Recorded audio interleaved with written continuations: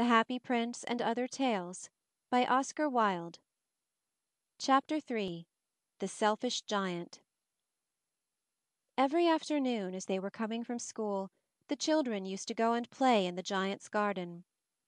It was a large, lovely garden, with soft green grass.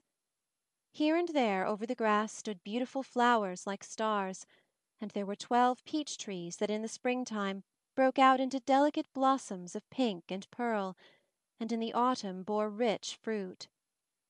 The birds sat on the trees and sang so sweetly that the children used to stop their games in order to listen to them. "How happy we are here!" they cried to each other. One day the giant came back. He had been to visit his friend the Cornish ogre, and had stayed with him for 7 years. After the 7 years were over, he had said all that he had to say, for his conversation was limited, and he determined to return to his own castle. When he arrived, he saw the children playing in the garden. "What are you doing here?" he cried in a very gruff voice, and the children ran away. "My own garden is my own garden," said the giant. "Anyone can understand that, and I will allow nobody to play in it but myself." So he built a high wall all round it, and put up a notice board. "Trespassers will be prosecuted." He was a very selfish giant. The poor children had now nowhere to play. They tried to play on the road, but the road was very dusty and full of hard stones, and they did not like it. They used to wander round the high wall when their lessons were over, and talk about the beautiful garden inside. "How happy we were there!" they said to each other. Then the spring came, and all over the country there were little blossoms and little birds.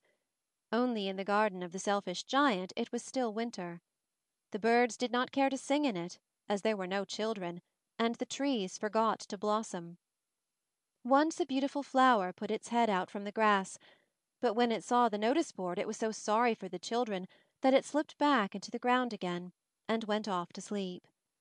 The only people who were pleased were the snow and the frost.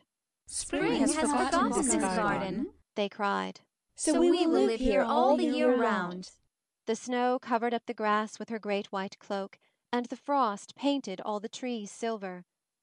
Then they invited the North Wind to stay with them, and he came. He was wrapped in furs, and he roared all day about the garden, and blew the chimney pots down. "This is a delightful spot," he said. "We must ask the Hail on a visit." So the Hail came. Every day for 3 hours he rattled on the roof of the castle till he broke most of the slates, and then he ran round and round the garden as fast as he could go. He was dressed in grey, and his breath was like ice. "I cannot understand why the spring is so late in coming," said the selfish giant, as he sat at the window and looked out at his cold white garden. "I hope there will be a change in the weather." But the spring never came, nor the summer. The autumn gave golden fruit to every garden, but to the giant's garden she gave none. "He is too selfish," she said. So it was always winter there, and the North Wind and the Hail and the Frost and the Snow danced about through the trees. One morning the giant was lying awake in bed when he heard some lovely music. It sounded so sweet to his ears that he thought it must be the king's musicians passing by. It was really only a little linnet singing outside his window, but it was so long since he had heard a bird sing in his garden that it seemed to him to be the most beautiful music in the world. Then the Hail stopped dancing over his head, and the North Wind ceased roaring, and a delicious perfume came to him through the open casement. "I believe the spring has come at last," said the giant, and he jumped out of bed and looked out. What did he see? He saw a most wonderful sight.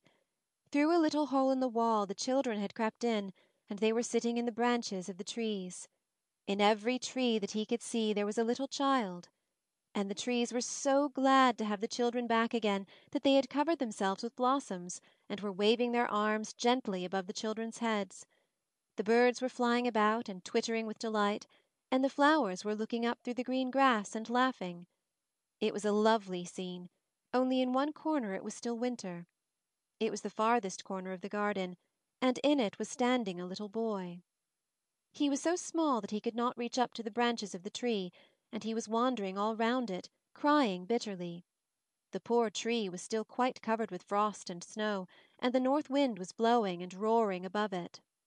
Climb up, little boy, Said the tree, and it bent its branches down as low as it could, but the boy was too tiny. And the giant's heart melted as he looked out. How selfish I have been, He said. Now I know why the spring would not come here. I will put that poor little boy on the top of the tree, and then I will knock down the wall, and my garden shall be the children's playground for ever and ever. He was really very sorry for what he had done. So he crept downstairs and opened the front door quite softly, and went out into the garden. But when the children saw him they were so frightened that they all ran away, and the garden became winter again. Only the little boy did not run, for his eyes were so full of tears that he did not see the giant coming. And the giant stole up behind him and took him gently in his hand and put him up into the tree. And the tree broke at once into blossom, and the birds came and sang on it, and the little boy stretched out his 2 arms and flung them round the giant's neck and kissed him.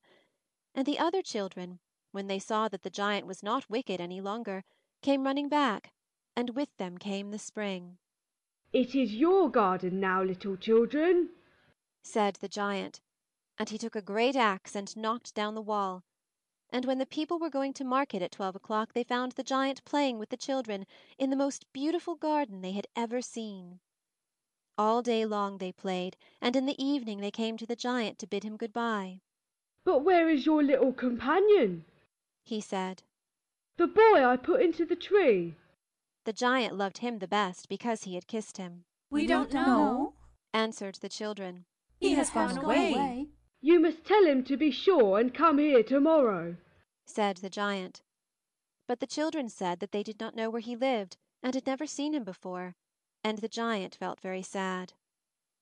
Every afternoon when school was over, the children came and played with the giant. But the little boy whom the giant loved was never seen again. The giant was very kind to all the children, yet he longed for his first little friend, and often spoke of him. How I would like to see him, He used to say. Years went over, and the giant grew very old and feeble. He could not play about any more, so he sat in a huge armchair and watched the children at their games, and admired his garden. I have many beautiful flowers, He said. but the children are the most beautiful flowers of all. One winter morning he looked out of his window as he was dressing. He did not hate the winter now, for he knew that it was merely the spring asleep, and that the flowers were resting. Suddenly he rubbed his eyes in wonder and looked and looked. It certainly was a marvelous sight. In the farthest corner of the garden was a tree quite covered with lovely white blossoms. Its branches were all golden, and silver fruit hung down from them, and underneath it stood the little boy he had loved. Downstairs ran the giant in great joy, and out into the garden. He hastened across the grass, and came near to the child, and when he came quite close his face grew red with anger, and he said, Who hath dared to wound thee? For on the palms of the child's hands were the prints of 2 nails, and the prints of 2 nails were on the little feet. Who hath dared to wound thee? Cried the giant. Tell me, that I might take my big sword and slay him.